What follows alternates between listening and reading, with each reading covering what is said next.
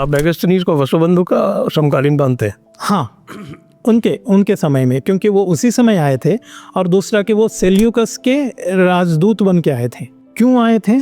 क्योंकि आप वो पढ़ेंगे ना जो मेगास्थनीज के अकाउंट्स में से, वो अलेक्जेंडर की समस्या क्या थी, वो पूरा विश्व विजय करते हुए ईरान तक आ चुके थे, पर्शिया को हरा। उनको सबसे बड़ी दुविधा थी कि भारत में कैसे वो एंटर कर चुके थे। तब उनको समझ में आया कि रावी नदी के दूसरी तरफ, रावलपिंडी के दूसरी तरफ में भारतीय राजा है जिसके पास जो है 4000 हाथी है।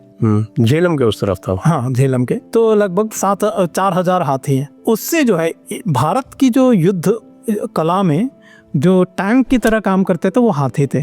और विश्व में उस समय भारतीय सेना के लिए किसी के पास एलिफेंट्री नहीं थी, तो वो उससे भयभीत हुए थे। तो फिर उन्होंने सोचा कि ये निरर्थक प्रयास है जाके उनसे लड़ना, इसलिए उन्होंने, हो सकता है प्रथम एक एनकाउंटर हुआ जिसमें उनको मात खानी पड़ी।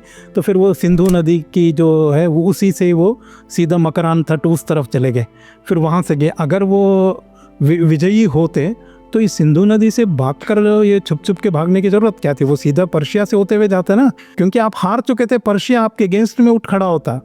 अगर पर्शिया अलेक्जेंडर के कंट्रोल में होता, वहीं से क्यों नहीं चले गए? बेबीलोन अगर जाना था तो वो ऐसे रूट क्यों लिए सिंधु नदी से?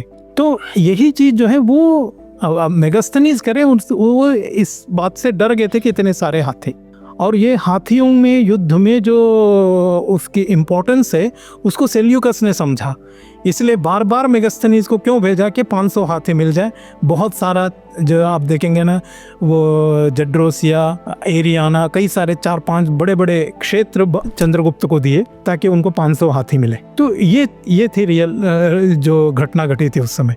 लेकिन इसको ऐसे बता दिया गया जैसे कि वो विजयी रहा, हम हारे थे। तो ये एक प्रकार के, और वो भी मौर्य वंश के साथ में मिला। हाँ, वो फिर मौर्य वंश के साथ जोड़ दिया था। फिर तो क्रोनोलॉजी की ऐसी तैसी हो गई। भारतीय क्रोनोलॉजी में 1380 वर्षों की गड़बड़ी हो गई।